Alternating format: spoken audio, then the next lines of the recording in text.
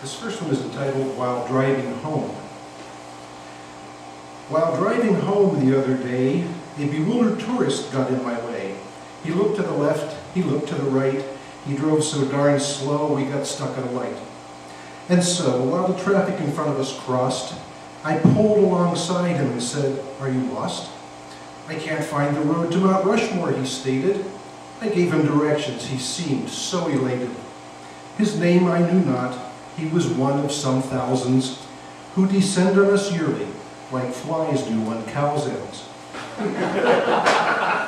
For those with no patience, I'll finish this rhyme. Just remember, you might be the tourist next time.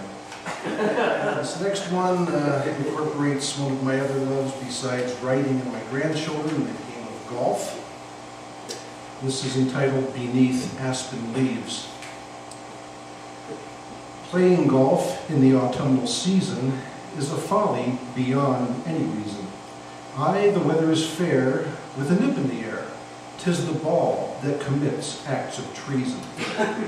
Without malice, the white orb deceives, as it flies through the sky that it cleaves. Though you tracked it so well, there'll be snowflakes in hell ere you find it beneath aspen leaves. So I wrote eyes in the back of my head. If I had had eyes in the back of my head, I'd have seen the blow coming that just struck me dead. But I didn't, and so on a morgue slab I lie, waiting for someone to enter and cry, "Yes, that's him," as a white-coated man lifts the sheet that covers me all the way down to my feet.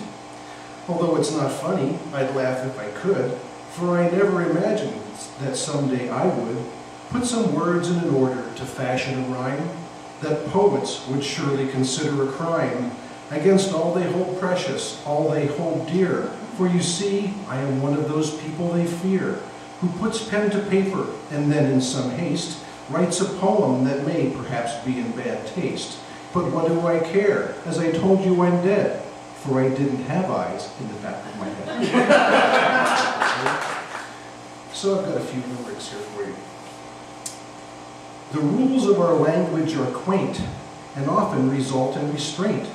For as I try to find the right word in my mind, the one I think proper just ain't.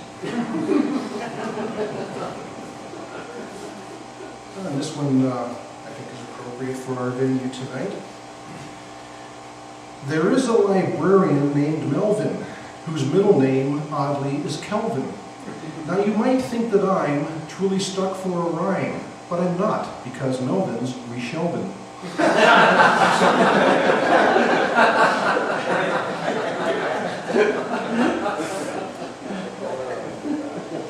This is as close as I get to those people who think limericks should be senior goal.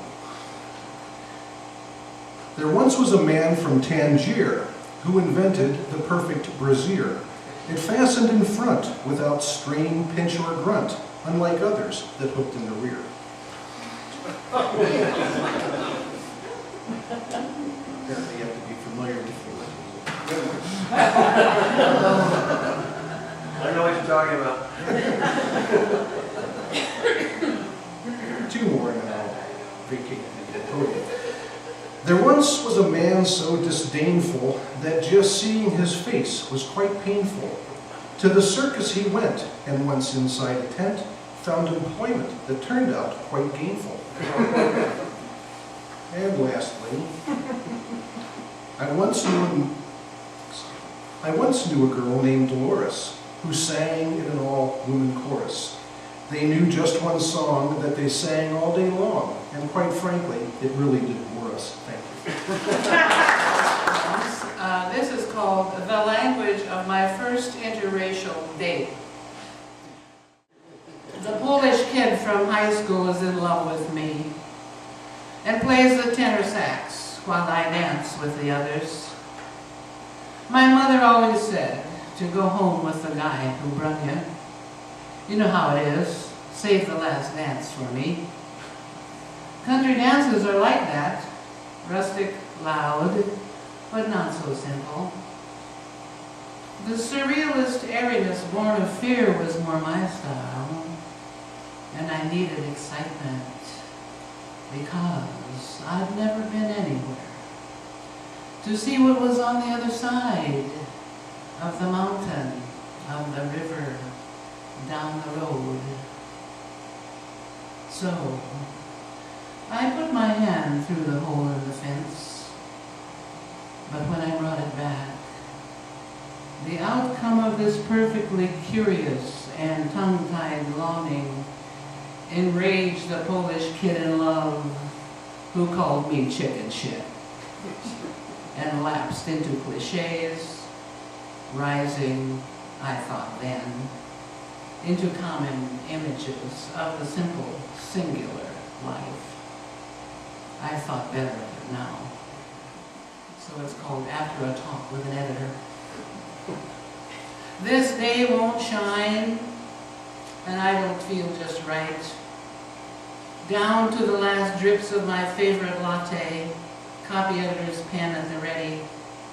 It will soon rain, and I will remember the snotty telephone conversation and him shouting, "Don't be that way." This day the sun won't shine.